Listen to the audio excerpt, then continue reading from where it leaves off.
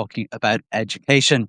Yesterday was the first one where I was thinking about the SET allocations that I thought might have come out yesterday. They didn't. They're still not out this morning at 7:30.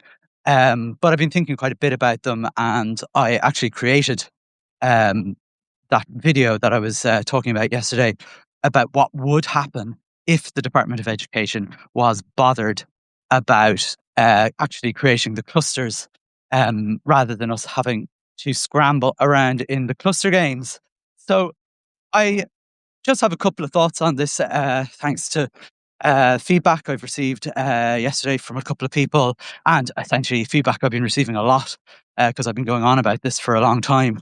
And it's a big question that most people argue with me when I argue that for the purposes of stress, and it's an immense amount of stress for a lot of principals, if the Department of Education were in charge of doing the clustering, the big problem with that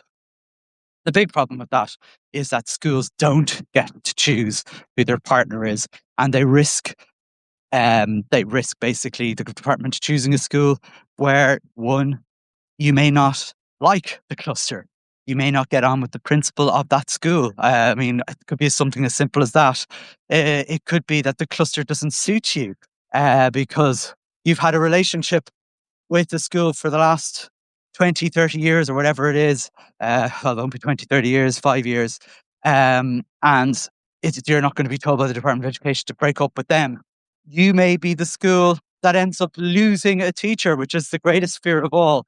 So these are the kinds of reasons a lot of schools, principals will say to me, do you know what? For all the stress that this causes, I'm happy enough with the Department of Education not deciding what the hours are, just putting out the list, and I'm happy enough to go through the stress of trying to find a partner. And, look, they're all valid reasons, I imagine.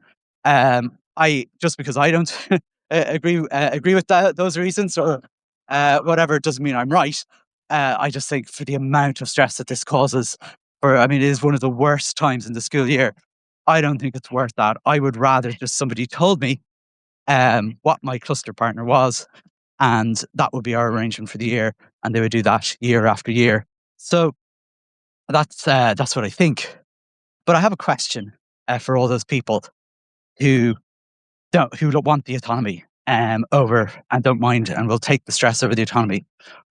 It's a question because when I ran the simulation of the Department of Education running the cluster, when I ran that, I found that, let's say, we got about 87, 88% of schools got clustered, and it was grand. That was absolutely perfect. But there was still 11% of schools that didn't, and they would have they were left with either part-time hours or they would try to find parts of a cluster and sort of a part-time kind of end of things. But I was kind of thinking, okay, if the department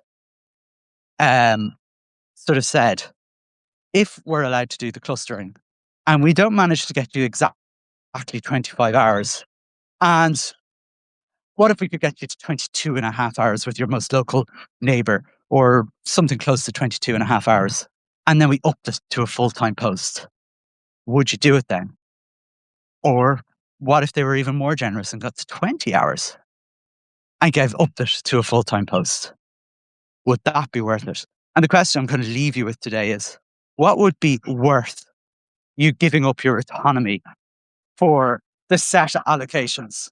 It's just something to ponder on today. I'll leave it at that. It's just your short question. What would you give to lose your autonomy when it comes to the cluster games? I'll leave that with you. Have a very good day.